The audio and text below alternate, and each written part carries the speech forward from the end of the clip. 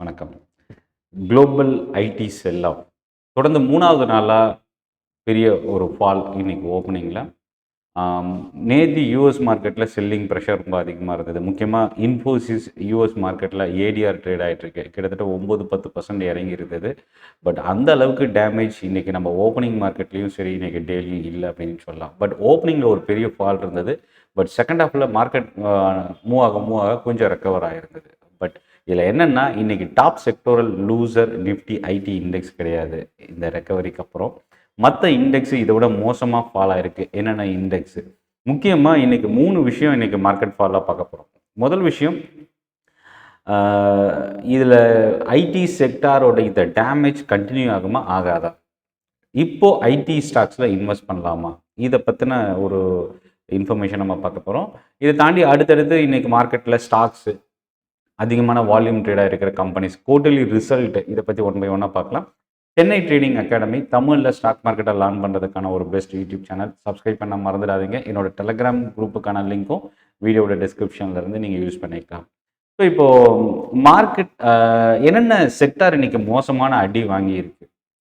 First விஷயம் என்னென்னா, Brad market sector இது ரெண்டாக பிரிச்சுக்கிட்டோம் அப்படின்னா, பிராட் மார்க்கெட்டில் 3 இண்டெக்ஸ் ஒரு மோசமான டேமேஜ். ஒன்று mid cap, small cap, Nifty next 50 index. இந்த 3 இண்டெக்ஸ் தான் மோர் தென் 1.5% கிட்ட இன்னைக்கு இறங்கியிருக்கு. அதை பற்றின டீட்டெயில் நம்ம ஒன் பை ஒன்னாக நான் உங்களுக்கு ஷேர் பண்ணுறேன்.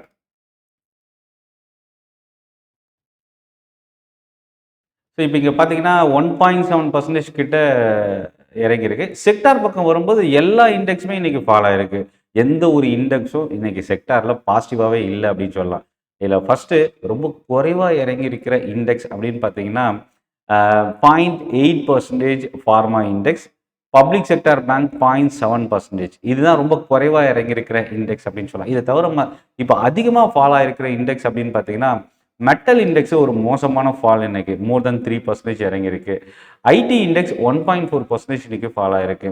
Realty index 2.2%. இந்த 3 இண்டெக்ஸ் தான், ஐடி, மெட்டல், ரியல்டி, இந்த 3 இண்டெக்ஸ் தான் மோசமான ஃபால் இன்னைக்கு. இதில் ஃபஸ்ட்டு நம்ம நிஃப்டியிலேருந்து ஸ்டார்ட் பண்ணுவோம். நிஃப்டி 50ல் 45 ஸ்டாக் இன்னைக்கு நெகட்டிவாக க்ளோஸ் ஆகிருக்கு. 5 ஸ்டாக் மட்டும்தான் பாசிட்டிவாக முடிஞ்சிருக்கு. இதில் பாசிட்டிவாக டாப் கெய்னர் அப்படின்னா பஜாஜ் ஃபினான்ஸு 3% இன்னைக்கு இன்க்ரீஸ் ஆகிருக்கு. இவங்களோட குரூப் கம்பெனியான பஜாஜ் ஃபின்சர்வு ஆனால் நெகட்டிவாக தான் க்ளோஸ் ஆகிருக்கு. Eicher motor, SBI life insurance. நான் சொன்ன பிஎஸ்யூ பேங்க் இண்டெக்ஸ் இன்னைக்கு பெரிய ஃபால் இல்லாமல் இருந்ததுக்கு என்ன காரணம் அப்படின்னா, ஸ்டேட் பேங்க் ஆஃப் இந்தியாவோட பாசிட்டிவ் க்ளோசிங் ஒரு ரீசனாக பார்க்கலாம். சிப்லா நியூட்ரலாக முடிஞ்சிருக்கு இன்னைக்கு.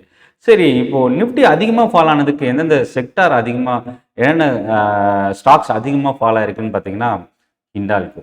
மெட்டல் இண்டெக்ஸ் இன்னைக்கு டாப் செக்டோரல் லூசராக முடிஞ்சதுக்கு ஒரு முக்கியமான காரணமும் ஹிண்டால்கோ தான். நேத்தியோட கோல்டு சில்வரோட ஃபால், அதர் மெட்டல்ஸ்லேயும் செல்லிங் ப்ரெஷர் ரொம்ப மோசமான ஃபால் குளோபல் மார்க்கெட்டில் இருந்தது. அதோட இம்பேக்ட் ஒரு பக்கம். இன்னொரு பக்கம் ஹிண்டால்கோவோட ரிசல்ட், புரோக்கரேஜோட அப்டேட்டு 3வது ரீசன். பட் அந்த முதல் 2 ரீசன் தான் ரொம்ப இம்பேக்ட் அதிகமாக இருந்தது. ஸோ அதனால தான் ஹிண்டால்கோ இன்னைக்கு 6% கிட்ட ஃபால் ஆயிருக்கு. நேற்று இந்துஸ்தான் யூனிலிவரோட ரிசல்ட் வந்தது. பட் மார்க்கெட் ஹவர்ஸில் இந்த ரிசல்ட் வந்திருந்தாலும் பெரிய அளவுக்கு ரியாக்ஷன் இல்லாமல் இருந்தது க்ளோசிங்கில். பட் ஆனால் புரோக்கரேஜோட அப்டேட் இன்னைக்கு இந்துஸ்தான் யூனிலிவர் 4% கிட்ட ஃபால் ஆயிருக்கு. ஜொமேட்டோவோட பேரண்ட் எட்டர்னல் 4% இன்னைக்கு இறங்கியிருக்கு. இதில் இன்னொரு விஷயம், அதானி என்டர்பிரைசஸும் கிட்டத்தட்ட 4% ஒரு பெரிய ஃபால் இன்னைக்கு இன்ட்ராடேல. டாடா ஸ்டீல், கோல் இந்தியாவோட ரிசல்ட் நேற்று வந்திருந்தது. ஸோ இந்த ஸ்டாக்கும் அதே மாதிரி ஓஎன்ஜிசி இறங்கியிருக்கிறதுக்கு 2 ரீசன் சொல்லலாம். 3% கிட்ட ஃபால் ஆயிருக்கு. நேத்தியோட ரிசல்ட்டு, புரோக்கரேஜோட அப்டேட்டு, அது மட்டும் இல்லை க்ரூட் ஆயிலோட ப்ரைஸு ஃபால் ஆகிருக்கிறது ஓஎன்ஜிசிக்கு ஒரு நெகட்டிவ் அப்படின்னு சொல்லலாம். ஸோ இந்த 3 விஷயம் ஓஎன்ஜிசி இறங்கினதுக்கு ரீசனாக பார்க்கலாம். இப்போது ஐடி செக்டாரோட ஃபால் என்ன அப்படின்னா, இந்த ஏஐயோட தாக்கம் வந்து ஒரு பெரிய அளவுக்கு தொடர்ந்து ஃபஸ்ட்டு அது பேசப்பட்டுச்சு. அப்புறம் அதிலிருந்து ஒரு சீரியஸ் கன்சர்ன் வந்தது. அதுக்கப்புறம் இந்த என்டர்பிரைஸ் ஏஐ லான்ச் பண்ணதுக்கு அப்புறம் ஒரு பெரிய அளவுக்கு இதிலிருந்து panic selling IT sector. So இந்த 2026 ஐடி செக்டாருக்கு ஒரு மோசமான வருஷமாக இருக்குமா அப்படின்றது கூட நம்ம பார்க்க முடியுது. ஏன்னா தொடர்ந்து இந்த பிரச்சனை கண்டினியூ ஆனால், இதோட தாக்கம் அதிகமானால் ஐடி செக்டாருக்கு இது ஒரு நெகட்டிவ் இம்பேக்டாகவும் பார்க்கலாம். பட் ஆனால் ஐடி செக்டாருக்கு இன்னொரு விஷயம் என்னென்னா ருப்பி ஃபால் ஆகிறது நம்ம இந்தியன் ஐடி கம்பெனிஸ்க்கு ஒரு beneficial. But long term and short term, long term பொறுத்த வரைக்கும் ஐடி செக்டாரில் இந்த ஏஐ வந்து கண்டிப்பாக ஒரு வேலை இழப்பை கொஞ்சம் அதிகமாக்கிறதுக்கு வாய்ப்பு இருக்குது. ஸோ இது ஒரு நெகட்டிவ். அது மட்டும் இல்லை, மார்ஜின், ப்ராஃபிட் மார்ஜின் குறையிறதுக்கான வாய்ப்பும் இந்த ஏஐ மூலயமா பார்க்க முடியுது. ஸோ இப்போது இதை தாண்டி வேறு என்னென்ன செக்டார் அதிகமாக ஃபாலோ இருக்கு? மிட் கேப் பக்கம் வந்தீங்கன்னா 90 ஸ்டாக் நெகட்டிவ், 10 ஸ்டாக் தான் இன்றைக்கி இன்க்ரீஸ் ஆகிருக்கு மிட் கேப்பில்.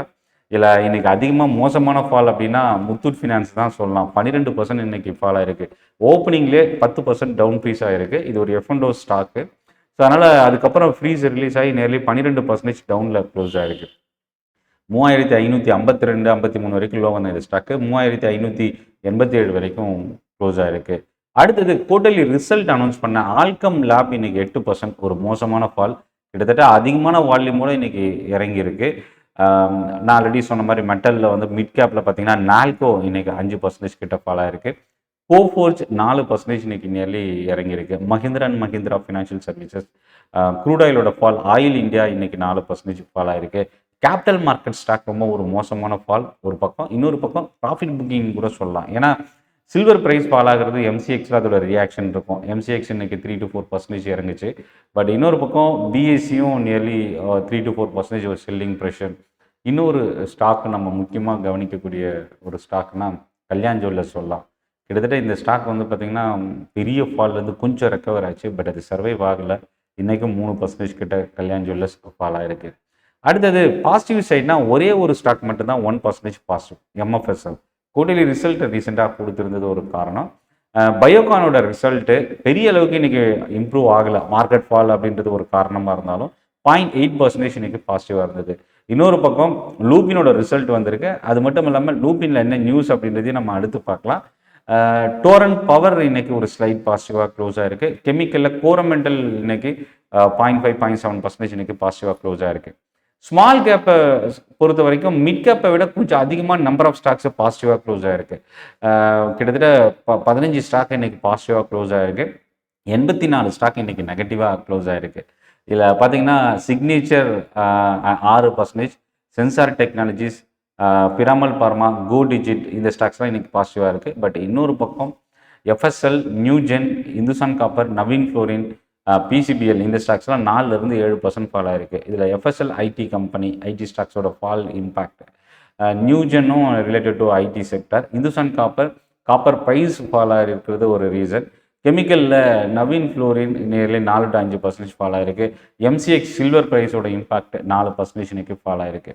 ஸோ இதில் பார்த்தீங்கன்னா ரீசெண்டாக ஒரு அடுத்தடுத்து நியூஸை பேஸ் பண்ணி மார்க்கெட்டோட ரியாக்ஷன் எந்த ஒரு ஸ்டாக்குக்கும் ஒரு கிளியர் டைரக்ஷன் இல்லாமல் தான் மூவ் ஆகிட்டு இருக்கு அப்படின்னு சொல்லலாம். ஐடி செக்டரில் பர்சிஸ்டன்ட் மட்டும் இன்றைக்கி பாசிட்டிவாக டர்ன் ஆயிருக்கு. மற்ற ஸ்டாக் எல்லாமே செல்லிங் ப்ரெஷர் இன்றைக்கி ரொம்ப அதிகமாக இருந்தது. Top loser Nifty ID இண்டெக்ஸில் Coforge மோர் தென் 4% இறங்கியிருக்கு.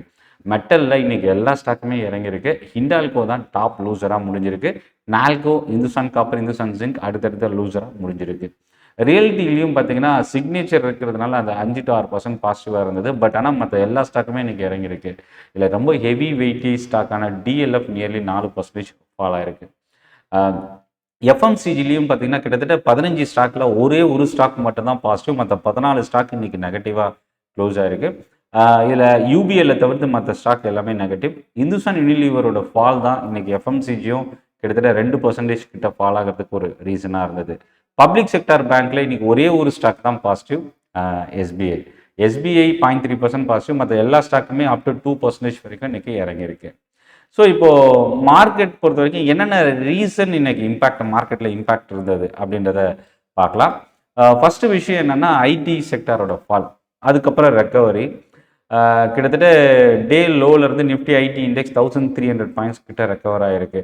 பர்சிஸ்டன்ட் தான் மேஜர் ரெக்கவரியாக இன்றைக்கி இருந்தது. ஜேபி மார்கனோட ஃபோர்காஸ்டிங், அவங்களோட டேட்டா ஐடி செக்டரை பொறுத்த வரைக்கும் இந்த cloud network based IT companies கொஞ்சம் அதிகமாக இம்பேக்ட் இருக்கும் அப்படின்றதையும் மென்ஷன் பண்ணியிருக்கிறாங்க. இது வந்து இன்னொரு ஷார்ப் கரெக்ஷன் வந்து கண்டினியூ ஆகும். மேபி இந்த பிரச்சனை கண்டினியூ ஆனால் அப்படின்றதையும் கொடுத்துருக்குறாங்க ஜேபி மார்கனோட அப்டேட்.